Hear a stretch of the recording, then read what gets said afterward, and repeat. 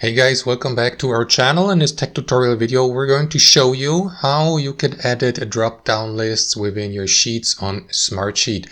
So let us dive right into it. Navigate to your project sheet on Smartsheet. Let me go with this one here, my project. And what you want to do is find the drop-down list you would like to edit or customize.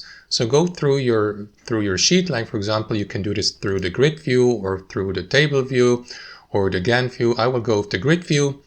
And what you want to do is, let me go, for example, with the status row, because the status row usually resembles a drop-down menu. For example, if I click into one of the cells of that column, you will see that small arrow icon here indicating that this is a drop-down list. So if you click into that arrow down icon, you will be given access to these available values. And you can edit and customize that drop-down list and add or remove these values. So let me show you how to do it, guys. What you need to do is customize and edit not each specific cell, but the entire row for the drop-down list. So in this case, your status, click into these three dots here of the given row. And from that drop-down menu, select Edit Column Properties. And after that, you may customize the name of the column, of course, select the column type. I would leave it at drop-down list because you want to edit these drop-down lists, so it wouldn't make any sense to change the column type to text number, for example. So let me leave it at drop-down list. You can also customize them, for example, in a way that you allow, for example, multiple values per one cell, if you like to enable this, or restrict to list values only.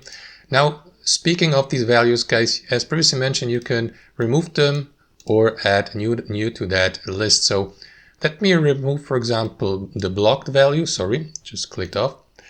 Let me remove the blocked value. Just click into it and remove it and add a new value. Like for example, under review or something like this. Press or click into OK. And after that, simply test it by clicking into the given cell and into that arrow down icon. And there you go. As you can see, under review is the new value and blocked has been removed. So let me replace this cell value here. Click into that arrow down icon and switch to under review. And that's it. As you can see, it is very simple.